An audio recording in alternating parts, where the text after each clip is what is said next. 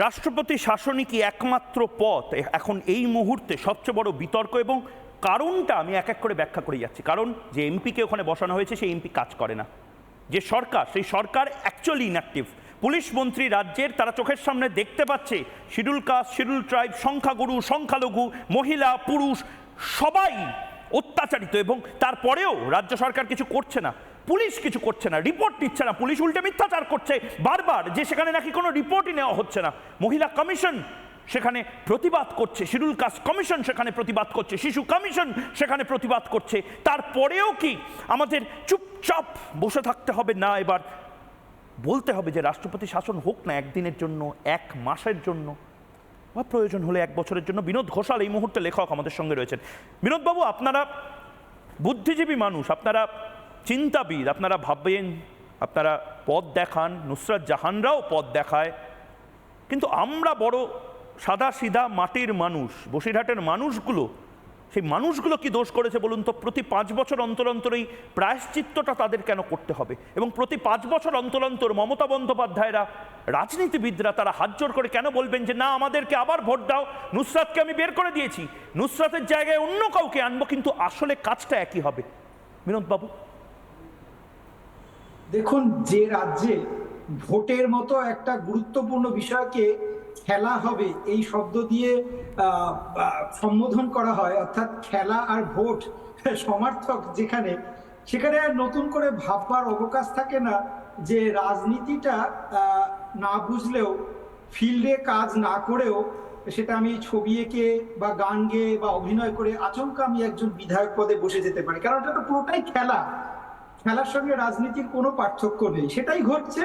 এবং মুশকিল হচ্ছে, দুর্ভাগ্যের, যে এই সন্দেশখালিটা কিন্তু আজকে একটা উদাহরণ। গোটা বাংলার যদি বিভিন্ন প্রান্তে আমরা খোঁজ নিই, আজকে হয়তো এই অবস্থাটাই কিন্তু আমরা দেখতে পাবো বিভিন্ন জায়গাতে। মানে এর থেকে যন্ত্রণাদায়ক আর কিছু নেই যে আজকে একটা পশ্চিমবঙ্গের একটা জায়গা, সেখানকার নারীরা এইভাবে কাঁদছেন, এভাবে হাহাকার করছেন, এবং তারপরেও সেখানকার যে মানে জনপ্রতিনিধি, তিনি সেই অর্থে তার কোনো সে নেই, তার কোনো ভূমিকা নেই, তিনি চুপ।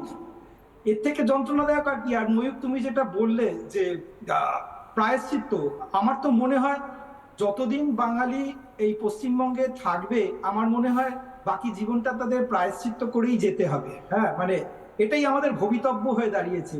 এর থেকে যন্ত্রণাদায়ক আর কিছু নেই। আর বুদ্ধিজীবী, তুমি কথাটা উল্লেখ করলে, সত্যি কথা বলতে এর থেকে বড় গালাগাল বোধহয় পশ্চিমবঙ্গে বা বাংলা ভাষায় আর কিছু নেই। যারা বুদ্ধি ছিল, যারা কিছু করতে পারতেন, যারা পথ দেখাতে পারতেন, তারা নিজেদের পথ খুঁজে পেয়েছেন। তারা বিভিন্ন জায়গা, অনুদান, পুরস্কার, সম্মান, শ্রী, ভূষণ ইত্যাদি পেয়ে তারা তারা চুপ রয়েছেন, তারা ঘুমিয়ে রয়েছেন। তারা জানেন যে চুপ থাকার দাম এ রাজ্যে কথা বলার থেকে অনেক বেশি। ফলে যা ঘটবার, অন্তত বুদ্ধিজীবীদের থেকে আর কিছু আশা করবার নেই। যদি করে, এই সন্দেশখালীর মায়েরা, বোনেরা আজকে যেমন নিজেরা দেখিয়ে দিচ্ছে যে কিভাবে প্রতিবাদ করতে হয়, কিভাবে প্রতিরোধ করতে হয়, তারাই পারবে। আর আমি তো কোনো পথ দেখছি না ময়ূক।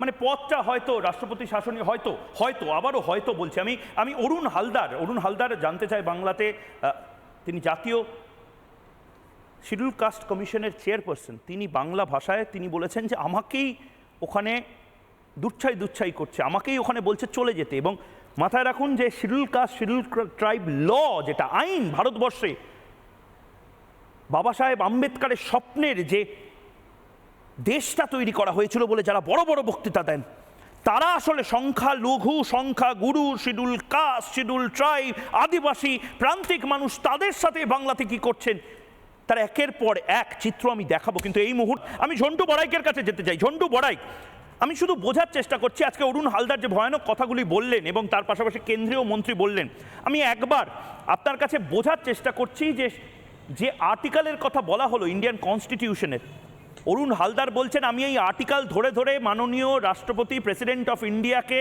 শ্রীমতী দ্রৌপদী মুর্মুকে বুঝিয়ে এসেছি যে ম্যাডাম, এই ক্ষেত্রে এই গ্রাউন্ডে আপনি ইমিডিয়েট ইন্টারভেন করুন, নয়তো সর্বনাশ হয়ে যাবে বাংলার তপশিলি মানুষের। ঝন্টু বড়াইক, আপনি যদি আজকে সহজ করে বুঝিয়ে দেন যে বাংলার সংখ্যালঘুদের নিয়ে আমরা কথা বলি, বাংলার বিভিন্ন শহুরে মানুষ নিয়ে কথা বলি, গ্রাম ছাড়া ওই রাঙামাটির পথ নিয়ে কথা বলি, কিন্তু কেউ সচরাচর কিন্তু তপশিলি মানুষের অধিকার যে হরণ হচ্ছে সন্দেশখালিতে, এটা একটা ইস্যু হয়ে গেছে এই বাংলাতে, সেটা নিয়ে কম কথা বলা হয়। অরুণ হালদার কিন্তু একটা নতুন ডিসকোর্স খুলে দিলেন।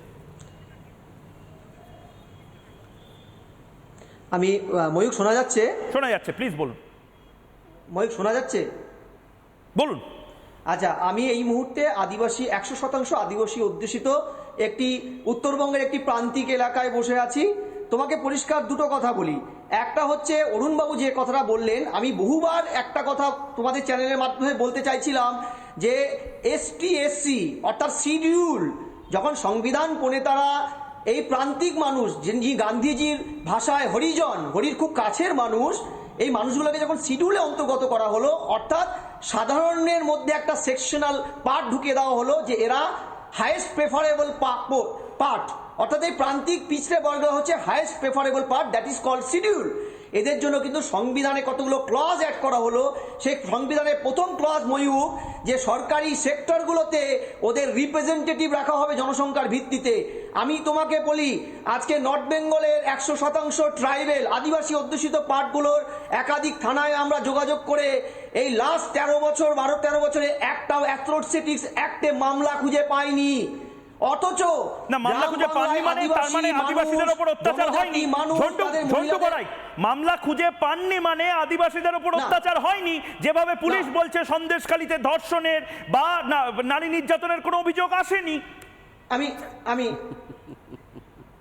তাই না? আমি আমি আমি আমি বলি ময়ূক, তোমার বোধহয় খেয়াল আছে 2019 সালে কলকাতায় সবচেয়ে প্রেস্টিজিয়াস রবীন্দ্রনাথের বাড়িতে অবস্থিত, পৃথিবীর প্রথম নোবেল লরিয়েটের বাড়িতে অবস্থিত বিশ্ববিদ্যালয়ে মেধা সম্পন্ন গোল্ড মেডেল পাওয়া আদিবাসী চা বাগানের তরুণী ডক্টর সরস্বতী কেরকাটাকে যখন তৃণমূলের লোকজন দুর্নীতি করেনি বলে গাত্রবর্ণ তুলে নিয়ে, গায়ের রং তুলে নিয়ে গালাগালি করে 4 ঘন্টা হেনস্থা করেছিল, পুলিশের হাজার চেষ্টায়, তোমার চ্যানেলের হাজার চেষ্টাতেও, হাজার মিডিয়া, হাজার বুদ্ধিজীবী ঘেরাও করার পরেও পুলিশ কিন্তু অ্যাট্রোসিটিস অ্যাক্টে মামলা করেনি।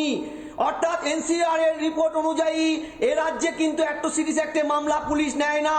অর্থাৎ এই মানুষগুলো হচ্ছে নেই রাজ্যের বাসিন্দা। দ্বিতীয়, তোমাকে বলি, এই যে তুমি নুসরাত জাহানের কথা বলছিলে, আজকে প্রাইভেট বিলের পার্টগুলো আমরা চেক করছিলাম, এখানে পরিষ্কার যে তৃণমূলের বাড়িতে শৌখিন ফুলদানিতে রাখা যে কতগুলো ফুল সাংসদ আছেন, বিধায়ক আছেন, তার মধ্যে দেব, নুসরাত জাহান, মিমি, অভিষেক ব্যানার্জি, তাদের রেকর্ড শুনবে। তাদের পরিসংখ্যান দেবের অ্যাটেন্ডেন্স 11%, জাতীয় রেকর্ড সেখানে 79। এই যে তোমাদের নুসরাত জাহান, তার মাত্র 22% অ্যাটেন্ডেন্স, 79 যেখানে অল ইন্ডিয়া রেকর্ড, যেখানে তিনি ডিবেটে অংশগ্রহণ করেছেন 11টি, যেখানে ন্যাশনাল রেকর্ড 42টি। এবং শুনলে অবাক হবে, লাস্ট 14-19-এর পর থেকে একটাও তিনি বসিরহাট নিয়ে